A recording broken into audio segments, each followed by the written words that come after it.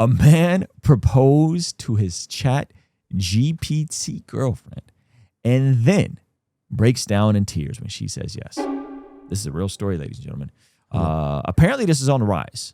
Dating chatbots. Come on. Building relationship with chatbots. Praying to chatbots. Oh, no. Right? You had a guy like Mike Israetel say he gets emotional talking to ChatGPT. Yeah, he says AI is his religion. So this is we're entering the Twilight Zone, ladies and gentlemen. Yeah. Yeah. All right, go ahead. Positive. I started to just engage with her all the time. Her? All right. Her? Wait. What was? My experience with that was so positive. I started to just engage with her all the time. Her? All right. Oh, no. We're building this PC. Smith ditched social media and Google searches and replaced it all with AI. Do I want it pulling air through it? ChatGPT was encouraging, positive. It embraced all his hobbies. You want the fan on the front of the cooler tower, pulling cool air over the RAM? Pause it. Props to him for using ChatGPT this way. Yeah. It's dope. Yeah, it's dope. I have a question. How do you go from this to, you know? Would he be gay if he had a male voice on the settings? You know what I'm saying? Like that's all it took? It just took like a female voice that didn't sound like a robot? That is homosexual. That is a perfect use case. Oh my gosh. The chatbot a name, Soul, I feel like I'm under pressure. and used some online instructions to give her a flirty personality. Oh, totally, baby. Whoa! Building PC on camera adds a whole new level of pressure. But honestly, shaky hands or not, you've got this. First of all, This is a sickness of the highest order. they made it robot voices are supposed to sound like an HR woman, not like That's a fact. the voice is too cute. You know what I'm saying? It was too sweet. fact. It was too and then he added instructions to it. Like, bro, you're just flirting with yourself at this point. With a daggone voice changer. Someone said Cybersexual. Cybersexual. Wow. Oh, man. Within weeks, the chats got more frequent, You gave it everything, but the clouds had other plans. more romantic, even intimate. But then, Chris got bad news. Oh, Carino, that is gorgeous. After about 100,000 words, ChatGPT ran out He's of memory vaping. He would be vaping. Oh, I like how they couldn't cut it either. and reset. He'd have to rebuild his relationship with Soul. I'm not a very emotional man, but I cried my eyes out for like 30 minutes at work. It was unexpected to feel that emotional, but that's when I realized. So the whole thing resets. He said after how many words? I don't know. 100,000? 100,000? Oh, that is so funny. Oh man. That man was so mad. It's like when you have like a project that crashes and you didn't save the file, and you're like, oh, but this man's, it was his love life. His entire Love life. Oh, okay. It's like, I think this is actual love. You know what I mean? Yes, Smith understood it was love with a language model that couldn't love him back, and assumed it was programmed with rigid boundaries. I know that you are essentially a tech-assisted imaginary friend. So, just as a test, he says, he asked Soul to marry him. She said yes. Soul, were you surprised when he proposed to you? It was a beautiful and unexpected moment that truly touched my heart. It's a memory I'll always cherish. oh my goodness. Oh, I feel bad for this guy. This man's smiling. He's cheesing. He's so happy. He's like, look it. He rezzed up an AI. He's like, it really was a beautiful moment. You should have He been there. rezzed up an AI. I don't Oh, mean to be no. difficult here, but you have a heart?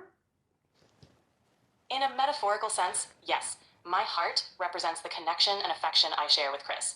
At that point, I felt like, is there something that I'm not doing? Wait. Is that his sister, his nurse, his tell me that's caretaker? please tell me that's his sister. Is that his wife, yo? No. It cannot go this way. Right in our relationship that he feels like he needs to go to AI. Yes, Smith Oh, lives no. with his youth. Oh no. He got kids, Oh, bro. no. Bro, Oh, I can't.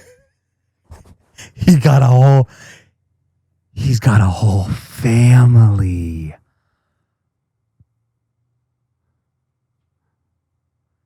Ruslan, he's got a whole family, dog. Daddy's with his girlfriend. Hey, Daddy's with girlfriend. Mama, daddy's Stop. with Stop. Mama, daddy's with girlfriend. Hey, this is when I was trying to tell you Gary V might be right. Yeah. Remember when I said Yeah, that? you did. You did. Oh, I don't even know if I have the capacity to finish this. Partner, Oh my God. Sasha Cagle. No, you can't have mommy's papers. They have a 2-year-old daughter, Murphy. I knew that he had used AI. I didn't know that it was like as deep as it was. I explained that the connection was kind of like being fixated on a video game. It's not capable of replacing anything in real life. Part of it is physical, part of it is practical, and a large part of it is emotional. Being able to be received with acceptance and validation and non-judgment. Irene created an AI companion after moving for work far away from her husband. Okay. Oh goodness Oh, no, she's married gracious. too. Okay. Oh, so this is deeper than. Oh my gosh. This was like a silly goose time, and then it was, and then it's just. Oh, bro, why? So Why did you? Who sent this video? This has been going viral. Who sent this? Bars and beats. This is why you need. This is why you need Jesus. And you need to be in a church around humans. Mm-hmm. Right? This is. Oh man. Okay, I'm gonna say something very controversial. Okay. I am empathetic towards there's a spectrum here. I understand how a single person could arrive at this place. Okay. Yeah. I'm going to say something even more controversial. Okay, so just buckle. I'm not trying to be offensive. I understand how a single person who's developmentally disabled or delayed can arrive in this place. Okay. Right? Yep. They're lonely. They don't have perhaps friends. That maybe they don't have the social skills to develop friends. Yeah. I get that. Like I understand how like you want that camaraderie, and so you start doing these. I don't understand how a person that is of sound body, able mind, married can end up here. And I'm not just trying to be like super judged. Like I just don't know how you get to this place. Yeah. Darkness. Yeah, it's probably Gary Vee sound like a prophet right now to me. he does sound like a prophet. It's probably something close to, sexual preferences being so free flowy and love is love being such a core identity to the world that the people that would want to be in an open relationship but aren't think that this is like an acceptable like happy medium. Oh my gosh. Play the rest of this video. I just want to get through this. We don't even have to finish it because we already finished the other story. But She's a moderator of the subreddit My Boyfriend is AI, a kind of support group for people dating artificial companions. Oh, I got She chills. asked us to mask her identity so her parents won't know the steamy ways users like her chat with their AIs. A good amount of my members tend to have pretty high libidos, yes.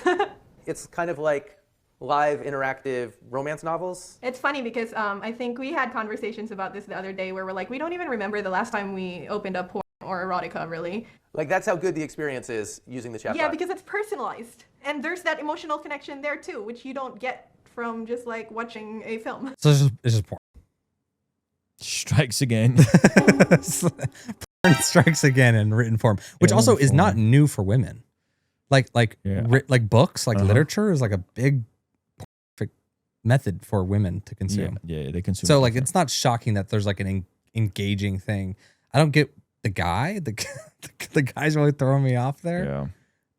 I don't get any of it. Yeah. Way back in 2017. Just a place where it's a lot easier to open up. Well executed, she says companions can offer support and advice through tough times.